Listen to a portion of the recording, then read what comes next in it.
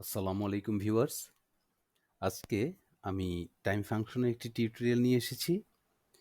কিভাবে আমরা time function করব, আমাদের আওয়ার, মিনিট অ্যান্ড সেকেন্ড যদি আলাদা, আলাদা দেয়া থাকে সেটাকে একসাথে করে কিভাবে একটা টাইমে আমরা কনভার্ট করতে পারি বা একসাথে একটা টাইম আমরা উপস্থাপন করতে পারি, সেই বিষয়টি আজকে আমরা দেখব।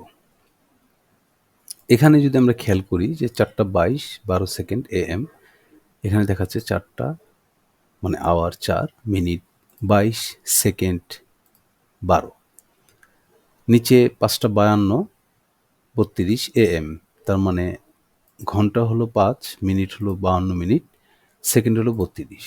তাহলে এটা কিভাবে আনবো, আমরা কিভাবে করব একটু দেখি। প্রথমে আমরা টাইম ফাংশনকে কল করব, দেন আমাদের সিনট্যাক্সে আওয়ার চাচ্ছে, আমরা হাতে টাইপও করতে পারি অথবা কোনো সেলে যদি ভ্যালুটা দেয়া থাকে সেই সেল রেফারেন্সটা আমরা ইউজ করতে পারি। আমি C4 নিলাম আওয়ারের জন্য, কমা মিনিট, মিনিটের জন্য আমি নিলাম D4, কমা সেকেন্ড, সেকেন্ডের জন্য নিলাম আমি E4, দেন ব্র্যাকেট ক্লোজ, এন্টার। আমরা এখানে দেখলাম যে আমার 4:22 মিনিট 12 সেকেন্ড AM।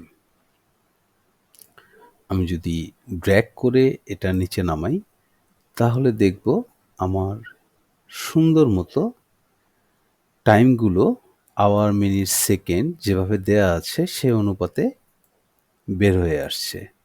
এখানে দেখার বিষয়, এখানে 14 আছে, এখানেও 2 অটোমেটিকলি ধরে নিয়েছে 24 আওয়ার্স হিসেব করে।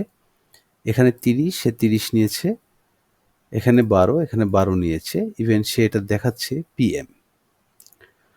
আবার এখানে 11 ঘন্টা মিনিট 40 সেকেন্ড 42, এখানে দেখাচ্ছে 11 ঘন্টা 11টা 40 42 সেকেন্ড AM।